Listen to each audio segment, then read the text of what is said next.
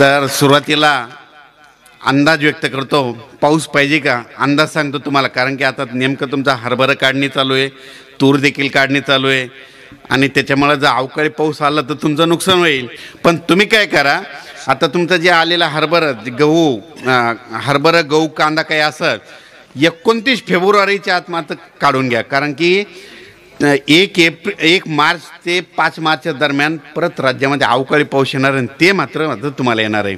म्हणून ह्या अंदाज लक्षात घ्यायचा. म्हणजे 29 फेब्रुवारी ते 3 मार्च दरम्यान परत राज्यामध्ये अवकाळी पावसाचं संकट आहे, म्हणून ह्या अंदाज लक्षात घ्यायचा. परत तुम्हाला एक सांगू इच्छितो की आता जसा उन्हाळा येईल आणि लगेच पाऊस सुरू होईल. मग पावसाळा सुरू होत असताना नेमका पुढच्या वर्षी पाऊस कधी पडणार आहे यापुढे तुम्हाला एक सांगतो की कोणालाच विचारत जाऊ नका. एक सोपं गणित सांगतो, उन्हाळ्यामध्ये जितका अवकाळी पाऊस पडला की समजायचं पावसाळ्यात पाऊस कमी पडतो, हे वयमध्ये लिहून ठेवायचं.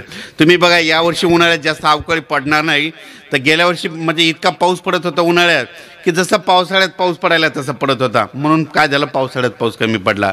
उन्हाळ्यात जास्त म्हणजे उन्हाळ्यात जास्त राहणार आहे, म्हणजे ऊन तापणार आहे. एखादा प्रत्येक महिन्याला एक अवकाळी पाऊस येणार आहे, पण ते बी महाराष्ट्रामध्ये सगळ्या भागात पडणार नाही. एखादा भागात पडून एखादा भाग सुटणार आहे. पण जितक्या एक गोष्ट लक्षात घ्या, ज्या वर्षी उन्हाळ्यात जास्त पाऊस पडला की पावसाळ्यात पाऊस कमी पडतो, ही गोष्ट लक्षात झालं का ताई?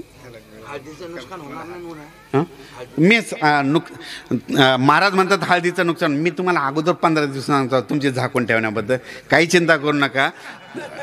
हळदीबद्दल तुमचा मी म्हणलो तुम्हाला मेसेजमध्ये काय करतो, माझा मोबाईल नंबर आहे ते बरेच 9158101052 नंबर आहे, त्याच्यावर हाय करा, मी तुम्हाला लिंक पाठवतो. 9158101052 या ठिकाणी बोलून माझा सन्मान केला त्याबद्दल थांबतो. जय हिंद, जय महाराष्ट्र. 9158101052 त्याच्यावर निस्ता हाय करा, व्हॉट्सअप नंबर आहे 101052. हो, धन्यवाद.